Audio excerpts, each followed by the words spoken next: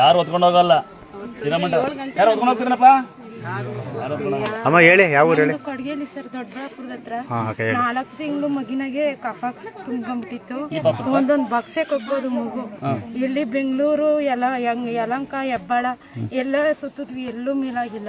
ನಮ್ಮ ಮನೆಯವ್ರು ಹಿಂಗೆ ಒಂದಿನ ಫೋನ್ ನೋಡ್ತಾ ಇದ್ರೆ ಈ ನಮ್ಮ ಅಮ್ಮಂದು ತಾಯಿದು ಇದು ಬಂತು. ಒಂದು 10 ನಿಮಿಷ ಎದೆ ಮೇಲೆ ಇಕ್ಕಿ ಪ್ರಾರ್ಥನೆ ಮಾಡ್ಕೊಂಡ್ವಿ. ಅವತ್ತು ಹೋಗಿದ್ ಕಫ ಇವಾಗ 1.5 ತಿಂಗಳು ಮಗು ಆಗದೆ, ಇದುವರೆಗೂ ಇಲ್ಲ. ಯಾವ ಊರಕ್ಕೆ? ಕೊಡಗೇಲಿ ಸರ್, ದೊಡ್ಡ ನಂಬಿಕೆ ಅಂದ್ರೆ ದೇವ್ರಿದ್ದಾರೆ ಅಂತ ಹೇಳ್ತೀಯ. ಎಲ್ಲಿ ಕರ ದೇವ್ರು ಬರುತ್ತೆ, ಆಗ್ನೇ ಕೊಡಬಾರ್ದು ಅಂತ ನಾನು ಹೇಳ್ತಿರೋದು. ಈ ಒಕ್ಕ ಹೇಳ್ತಾರೆ, ನಿಮ್ಗೆ ಯಾವ್ಯಾವ ಅರ್ಥ ಆಯ್ತಾ? ಇವಳು ಸ್ವಲ್ಪ ನೋಡೋಕೆ ಮುಗ್ದೆ ಅನ್ಸುತ್ತೆ, ಅಷ್ಟು ತಿಳುವಳಿಕೆ ಕಮ್ಮಿ. ಇವಳು ಬಾಯಲ್ಲಿ ಏನು ಬರ್ತದೆ ಗೊತ್ತಾ?